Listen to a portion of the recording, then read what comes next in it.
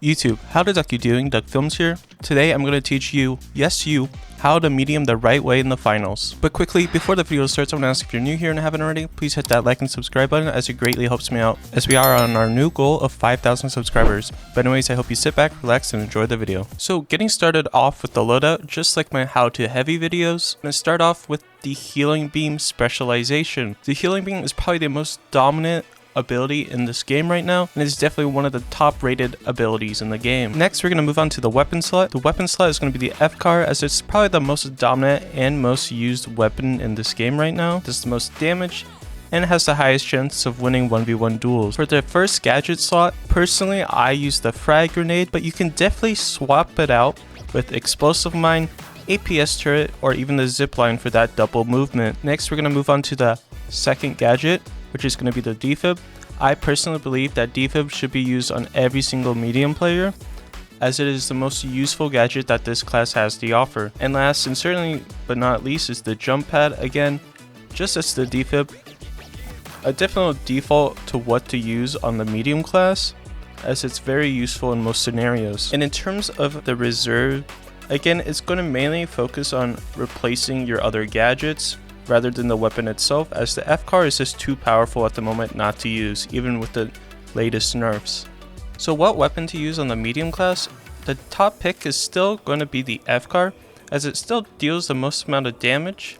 However, the slight changes they added makes it so that at range it does slightly less damage, and there's more damage drop off. However, it's still dominant in regards to every other aspect. Now, looking at the first gadget slot, it's going to be the Frag Grenade, at least for me, as it's a personal preference, as the splash damage is very good and in general does a lot of damage. So that's the splash. So by putting it behind, say 5 meters behind the target, it still does roughly a little bit of damage. But once it dropped on top of the target, say a medium, you're going to get to about 1/3. Now, when using the healing beam, it's good to keep in mind that if you have a gas barrel that is exploded next to a friendly, you're able to out-heal the DPS that is being ticked for a friendly. Meaning the gas grenade and gas barrels are completely useless if you're pocketing someone in the gas. Now, when it comes to the defibs, there's not a whole lot to talk about, as it's pretty much straightforward at how to use them. However, when it comes to the jump pad, there's some pretty cool tech you can do with it that I see a lot of people not utilizing, as putting it on windows, blocking it, and pushing someone off trying to get to the window. And try to keep in mind, when a jump pad is down and you're on cooldown, you can still pick up the jump pad, refreshing that cooldown timer. You can block off more sections,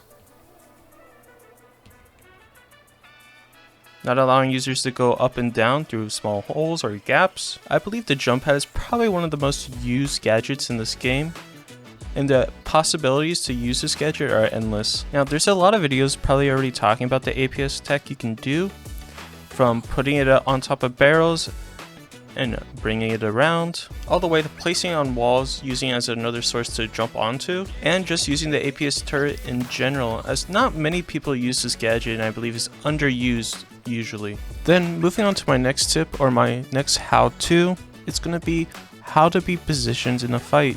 Typically, since you are the healer of the team and you need to stay alive the longest, especially when you have your defibs, it's going to be in your best interest to play behind your heavy. So typically your heavy will be in front of you while you're behind them, whether it's being just body blocked, playing behind their shield, or even playing behind barricades. Usually in team fights, your whole goal and purpose is to stay alive and heal the team. That is, if you are playing the healing beam. If you have any questions or other things you would like to say that I didn't talk about in this video, please leave them down below in the comments, as I do read all the comments. But anyways, I'm going to finish off with some clips, and I hope you enjoyed the video. It's waiting. Oh, he's there. Yeah, red. Oh, they're fine. I'm dead. Medium on me.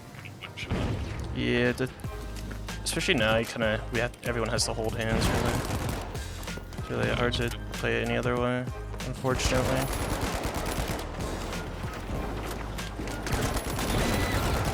Holy shit.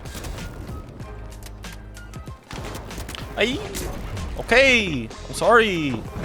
Jesus Christ. Okay, dude. Like, there's another team! Fight them, man. That's fine. There's literally 2 teams here. Just wait, just wait.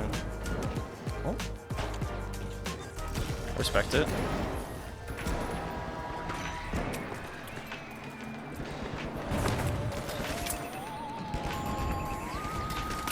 Nice, nice, nice.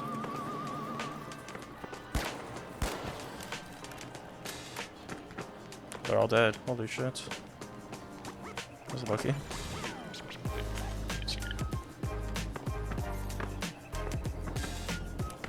Look, they're all fucking 1 HP. Holy shit. Let's see. You're...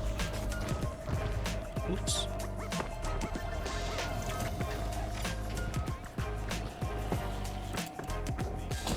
Okay. Jesus Christ.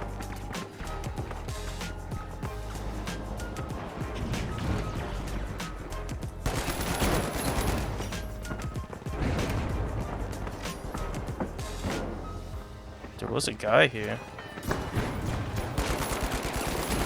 That would be the guy.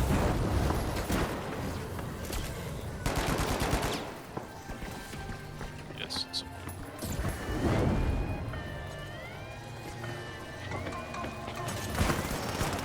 Nah, he died very fast.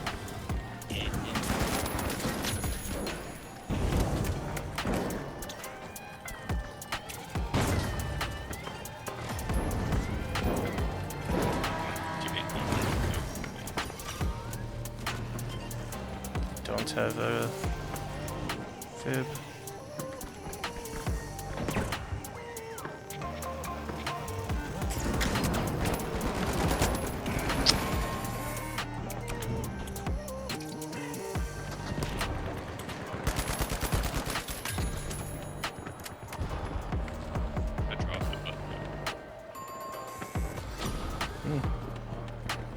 They're just letting you get it.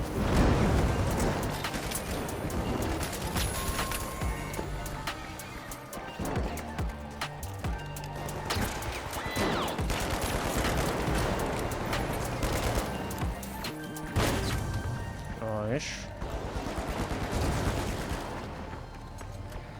Huge.